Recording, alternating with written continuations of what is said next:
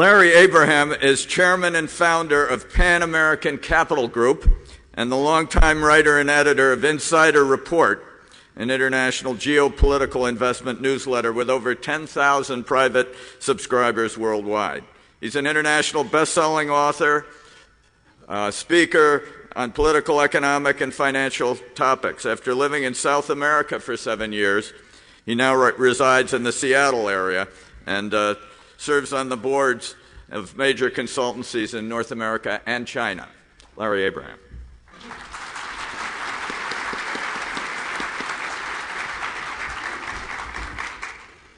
Thank you, Mr. Gilder. Let me just say one thing about this panel before we start, before I go to my comments. One thing that I'm most encouraged about, having been speaking at conferences like this for almost 40 years, I'm delighted to see the leadership in such capable hands as young conservatives like Dinesh D'Souza. That is really a remarkable achievement. And I started following his career when he was making life miserable for a bunch of people who so richly deserved it when he was up at Dartmouth. Doug Casey and I have shared panels together forever, it seems like. And I never thought I would live to see the day that Doug Casey was on the same side of an argument as Walter Cronkite.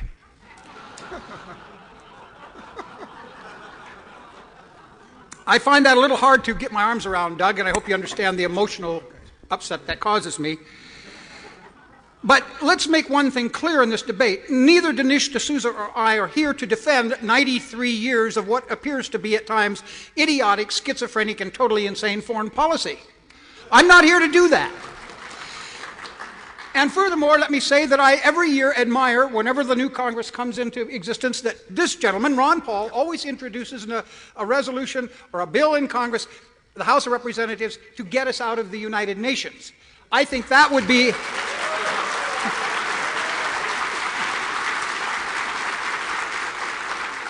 that not only would be a major start, that would be the major beginning to many of the ideals that we're talking about and share in this audience. How can we constantly turn over our foreign policy making decisions to the United Nations? That would be like Eliot Ness turning over the crime fighting to the Council of the Mafia. It makes no sense. Now, oftentimes in recent days, we keep hearing about Reagan cutting and running in Lebanon. Who really set the stage for the cut and run in Lebanon? The same people who are setting the stage for the cut and run today, the editorial board of the New York Times. You cannot fight a war and expect to win if the courage that is going to be necessary is going to be that of the Salzburger family and the editorial board of the New York Times.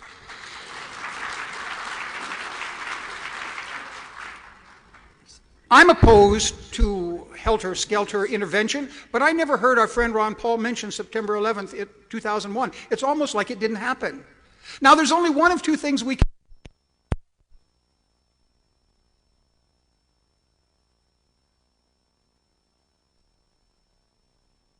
Can you hear me at all? Oh, boy. Is there another microphone here? I think you were audible. Am I audible now? Yeah. Okay. It's almost like 2001 didn't happen in some minds. Now, let's look at 2001 for a second. Let's just put the camera on it. Now, 2001 was what it was, what we think it was, or it was a vast right-wing conspiracy headed by George Bush, which ultimately had to include Bill and Hillary, because you don't plan a deal like that and get it all done in 8 months. Or it becomes the craziness that you see out there on the cybernet, blaming everybody except the people who did it. Are you going to buy in on that? I don't think so. One of the problems we have, you see, is that we're doing right now what we have done many times in the past. We refuse to take enemies of this country at their word. We refuse to take the enemy Adolf Hitler at his word. We refuse to take General Tojo at his word. And I just pulled out of the U.S. News and World Report yesterday a statement from Mr. al-Zawahiri, the number 2 man in al-Qaeda. What is he saying? He's saying Iraq is at the center of the al-Qaeda fight. Now, do we believe him or do we not believe him? Is there a war going on or is there not? My problem with what's going on today is not that Mr. Bush went to war, it's that he went to war with political correctness as part of his war plan. He said early on that the people who made this attack were aided and abetted by people who financed it, encouraged it, did this, did that, and that anybody who was a part of that great plan would be viewed as an enemy of this country. I submit to you that is not happening. The major proponents of the war in Iraq are not coming from the circle inside the White House. The major proponents for the war in Iraq are coming from radical Islam. And you know, ladies and gentlemen, the first tenet of successful war, or the art of war, as Sun Tzu Wu called it, was know your enemy and know yourself. He said if you know your enemy and know yourself, your victory will be assured. But if you don't know either, your defeat is a foregone conclusion. How many Americans really have taken the time to know what it is that we're dealing with? These people who hate us for what they believe to be profoundly deep and worthy reasons, but it isn't just something that just cropped up. This rancor goes back to the Battle of Tours, goes to Lepanto, certainly as recently as the 1920s and the rise of Wahhabism and the Saudi Peninsula, certainly the Ayatollah Khomeini in 1979. We aren't paying attention. And let me point out something to you that happened on September 12th, 2001. That is absolutely essential to understanding why this war is being waged the way it is. On September 12th, 2001, probably even before the clock ticked 12, the first thing the administration did was to try and make sure they could bolster the regimes of Mubarak in Egypt and Musharraf in Pakistan. Now, you may not think this is worthy of an argument, but let me try to give you a short look at a nightmare. Musharraf in Pakistan goes down. It is well understood by everybody who knows anything about this situation that radical Islam has penetrated the highest orders of the Pakistani army, and at that moment, the minute he goes down, those very forces are armed with a nuclear weapon. According to what Mr. al-Zawahiri says, do you think they will hesitate to use it?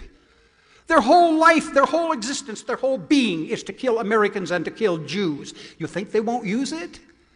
You think they won't close down the Suez Canal in a heartbeat if Mubarak goes down?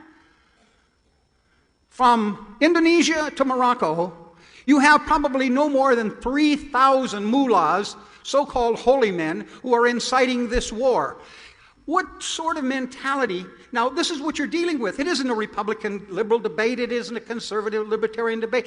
What sort of people, what sort of mindset says, look, my one and only son, beloved flesh of my flesh, let me strap bombs on you and have you go out and kill innocent people. Allah Akbar. Allah Akbar. That's a reality, folks. We're not here to, my friend Dinesh D'Souza and I are not here to defend 93 years of misbegotten foreign policy. We're here to take a look at the hand we've been dealt right now. And if we don't look at the hand we've been dealt right now in its reality, sometime we're going to get called. And it isn't going to be pleasant. It isn't like this is just a contrivance of Hollywood, or this is just a redo of the Vietnam War. I remember during the Vietnam War, I was out speaking on college campuses asking the question, when are we going to win the war in Vietnam and why not? We could have. At least when that charade and that abominable bit of treason became full force in our life, we could at least retreat to our shores. But that wasn't the office towers in Kuala Lumpur that got hit on September 11th. Those are the office towers at the World Trade Center, and Madrid, and London.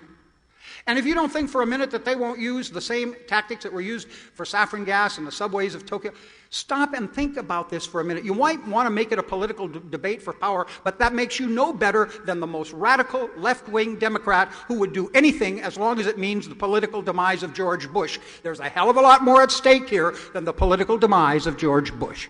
Thank you.